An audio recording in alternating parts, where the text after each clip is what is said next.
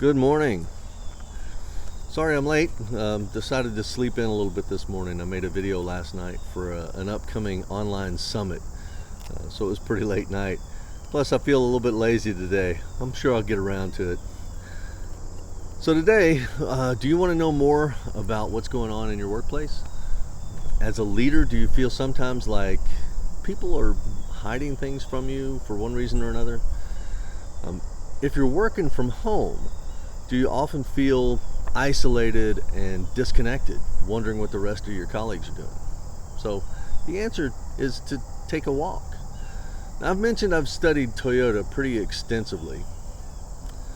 19 years ago, Toyota released a little document called the Toyota Way in an effort to teach their expectations to people around the world for their internal operations. It's a remarkably simple document that explains their 5 philosophical principles: challenge, Kaizen, Genchi Genbutsu, teamwork, and respect.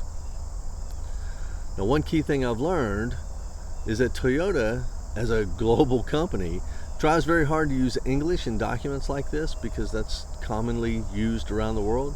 So when the Japanese words remain, that usually means there isn't an adequate translation for the term in English. And in this list, of course, we've got 2. We've got Kaizen and we've got Genchi Genbutsu. Now, one of these days I'll do an episode on what I've learned about Kaizen, and I love that.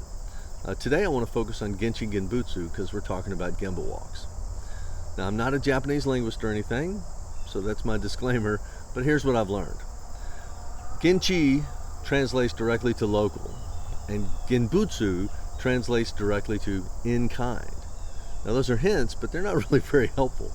Oh, by the way, if you look up Gemba Walk with an M, you get nothing, because it should be Genba Walk with an N, which means the actual spot or the scene of the crime.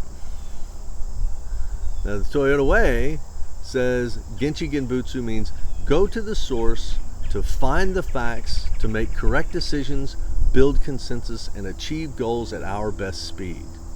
Friends who work there say it usually means, hey, get your boots on and go and see reality.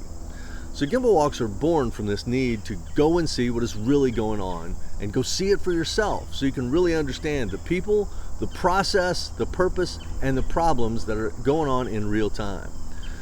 Because the Toyota Way emphasizes building consensus, I like to teach leaders that the underlying purpose for every Gemba Walk is to improve relationships with your people. Yes, go and see to ensure the system is working properly. Yes, go and see to set new challenges for the people and the teams doing the work. Yes, go and see to understand the problems that people are experiencing and the processes that lead to them. But you're dealing with people in all these cases.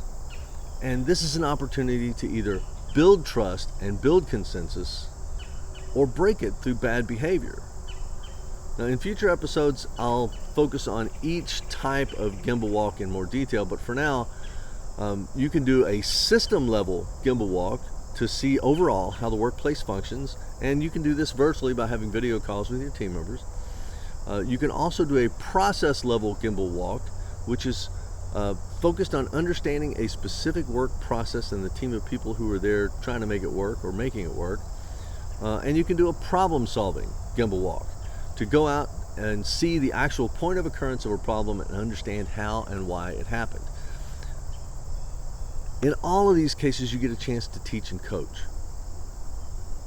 One of the best books for doing this is this one that I've got right here, How to Do a Gemba Walk. It's nice and short little book written by Michael Bremer. I had a talk with him about virtual Gemba Walks. Great stuff.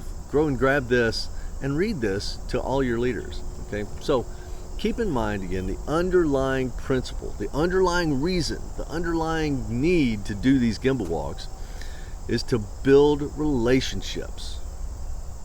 It's all about people.